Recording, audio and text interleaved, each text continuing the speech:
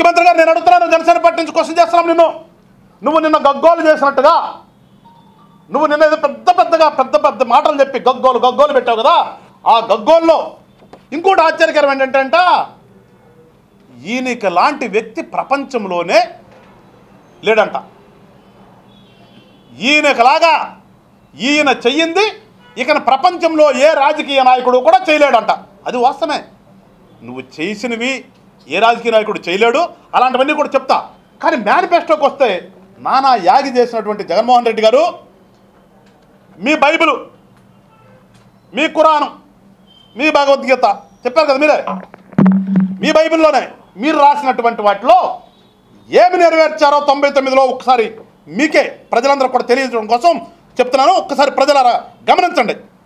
BC సంక్షేమం కోసం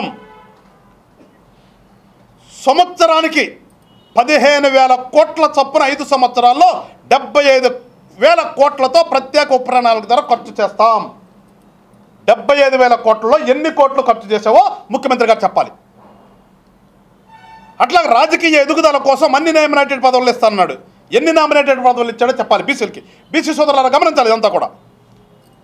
BC చెల్లెమ్మల వివాహానికి వైఎస్ఆర్ పెళ్లికి కానుకగా ప్రస్తుత ప్రభుత్వం 35,000 ఇస్తుంటే నేను 50,000 ఇస్తానని చెప్పాడు. ఎంతమంది బీసీ చెల్లెమ్మలకి 50,000 ఇచ్చావో శ్వేతపత్రాన్ని రిలీజ్ చేయాలి అర్జెంటుగా. బీసీ జనగణన చేసి చట్టసభల్లో బీసీలకు రిజర్వేషన్ కల్పించాలని కోరుతూ అసెంబ్లీలో తీర్మానం చేసి పంపుతున్నాడు. మాట్లాడితే బీసీలు నా బీసీలు అంటావు. చేసావా? బీసీల కోసం చేసావా ముఖ్యమంత్రి గారు? అట్లానే ప్రమాదవశాత్తు బీసీ కులానికి సంబంధించిన మరణిస్తే 5 లక్షల బీమా ఇస్తానని చెప్పావు. ఏ ఒక్క బీసీ కులం వ్యక్తికైనా ప్రమాదవశాత్తు చనిపోయినానికి 5 లక్షలు ఇచ్చినటువంటి ఒక్క పేరు చెప్పగలవా?